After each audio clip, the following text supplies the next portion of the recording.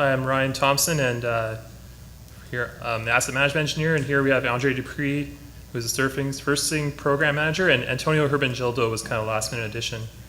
We were able to get him his flights booked on Friday, so thanks to Patty and Kathy for organizing that.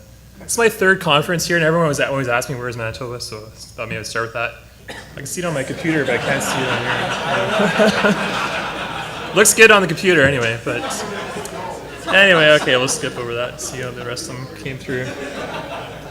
So we recently named a top 10 region for Lonely Planet for traveling in 2019, so if you guys want to come for a visit. So how is the new FHWA pavement performance targets? Obviously, that hasn't affected us. We're in Canada. We do have internal targets, but they're not legislated, so I was kind of envious of what you guys have, but now, after hearing a couple, I'm not so sure, so I might change my mind on that. But I do like the idea of having targets which we're not quite there yet. So how does pavement preservation fit within your agency? We have allocated money for chip sealing and microsurfacing, which is about 10 to 15% of our overall budget. We have a route seal budget that we normally do 2 or 3 years after construction. We have done a few preservation steels, but not that many. We are trending towards doing more thin lift overlays, but currently not that much, mostly 3 inches plus, mill and 3 inches or reconstruction. Our projects are driven overall by poor conditions, so it's kind of worse first, but we do have this allocated money for preservation. And loading deficiency restrictions is an issue, and geometric stuff.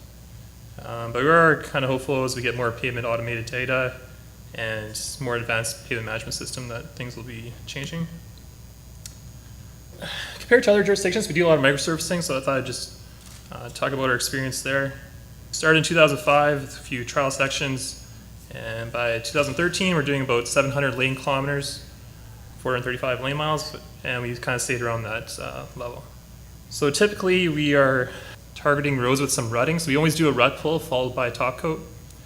Ideally some has good ride, but we have done some roads that are pretty poor, mostly low volume, and we use the ISA Type 3 specification. Here's a photo of a typical candidate. You can see water pooling in the wheel pass, so it's a safety issue, also it gets moisture infiltration. So the cost for microsurfacing is about $6 to $7.50 per meter square, compared to about twice as much for mill and fill in the metro area. In the rural areas where hot mix isn't anywhere nearby, we're looking at at least 3 times, possibly more. So for us, we think this provides good benefit because, especially compared to the cost of mill and fill, because it's so expensive in the rural areas to bring in hot mix. So here's, a serious chart crime, definitely. But the black line is the IRI over time for 230, the average for about 230 segments that we've done. And the red lines are the good, fair, poor bands for FHWA, just kind of as reference. So we're really doing mostly fair roads, as you can see. A few poor ones, but they could be urban, or it could be, I don't know. It could be a short segment, there could be a rail track or something. Both the improvement of IRI, so I think a 0.5 meter per kilometer is roughly, 30 inches per mile.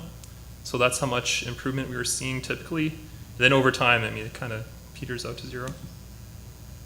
So here's another one. I just put the percentage.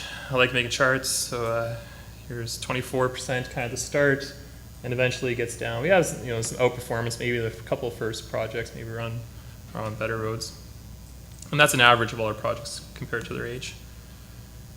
I did a survival analysis chart to see improvement over time, like relative to how many projects, I guess. So I think you can see from there about 70% we're still seeing an improvement in IRI after 6 years. And like 30% we still have an improvement of 30 inches per mile, or 0.5 meters per kilometer.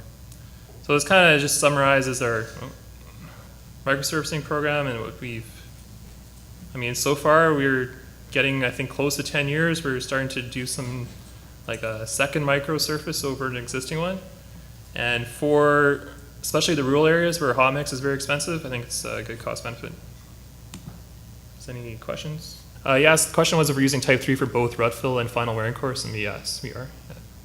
We have how many contractors? I think we have either 3 or 4, I think, are doing that.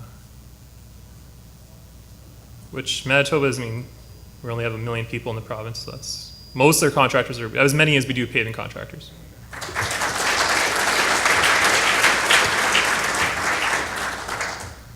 The preceding was produced by the National Center for Pavement Preservation.